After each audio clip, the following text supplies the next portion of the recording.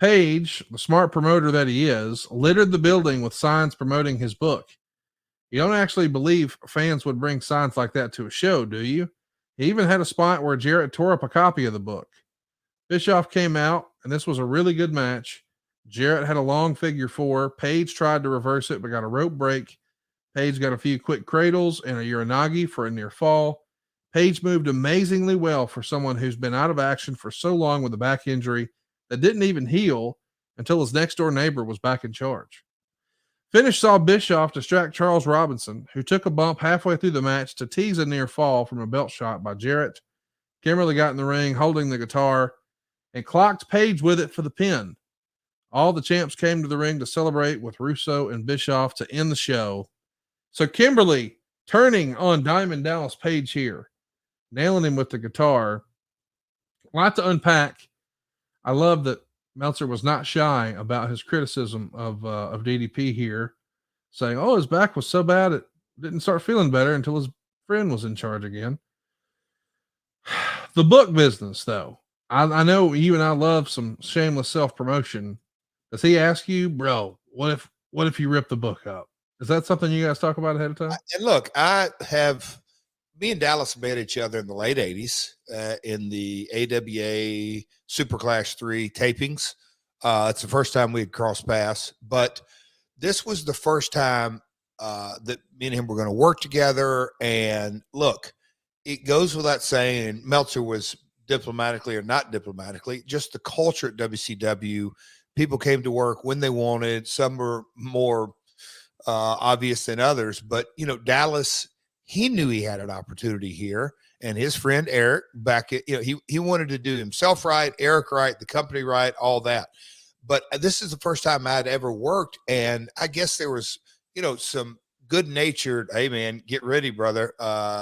Dallas is going to have spot after spot after spot after spot after spot laid out. And what I found was really,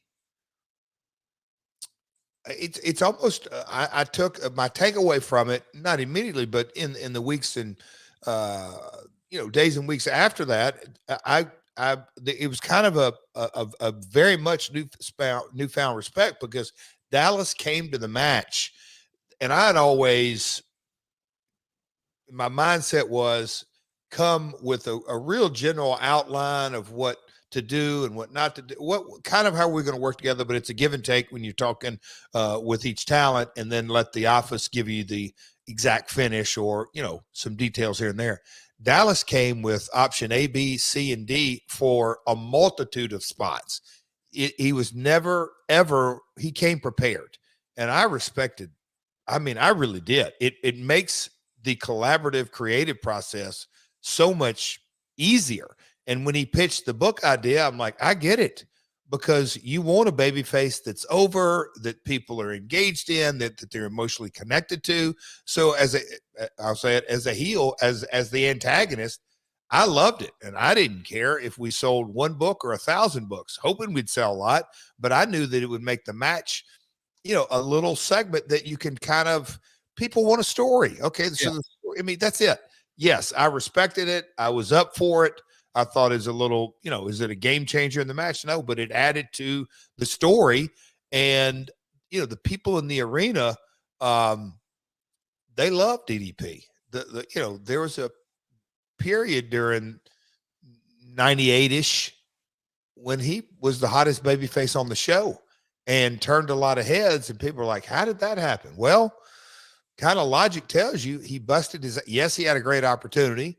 And yes, him and Eric work well together, but Eric didn't make the people go out and respond. Dallas had worked his ass off and got that finish over, and really had busted his ass for that audience and got over. So I love the opportunity, and I'll forever be indebted to DDP, because the first time I won the World Heavyweight title, Dallas came with his working boots on, and we told a story.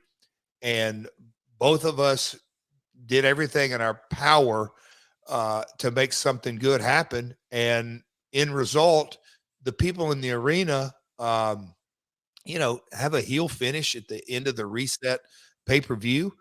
that's not the easiest thing to do, but I thought we both did a pretty good job of that.